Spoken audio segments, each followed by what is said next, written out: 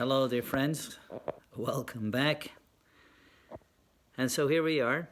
We've started a new book, the second book of the Torah, the book of Shmot, of Exodus.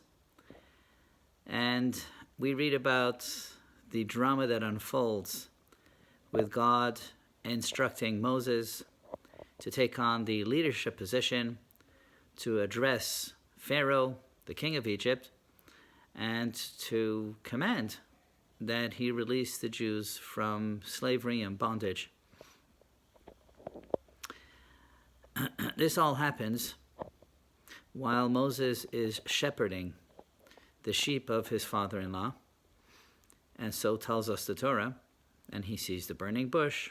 Well, I think you know all the details, but the Medrash makes a point of emphasizing the fact that the Torah tells us that he was shepherding his sheep, the sheep of his father-in-law, that there's more to the story. Why did he come to see the burning bush?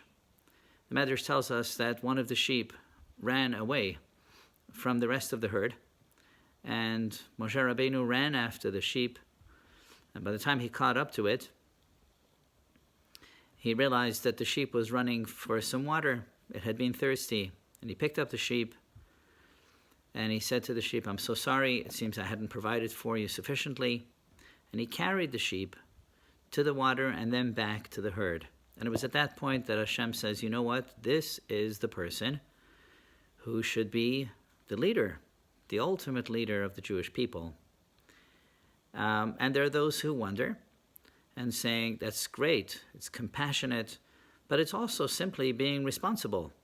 That was his job. He'd undertaken to be responsible for those sheep and bring them back.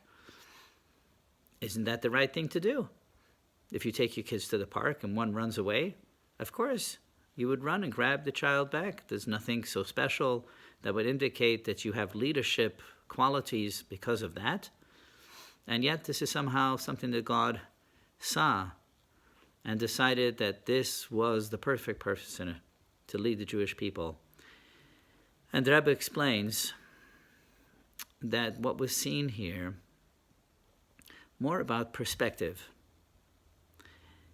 We often see people and we consider them rebellious, we consider them troublemakers, and probably they're not interested, they don't care, why bother?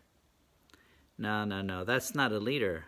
That's not someone, that's giving up. A leader knows that his ideas are integral, are important for the people upon whom he is instrumental and effective. He believes strongly in those ideals.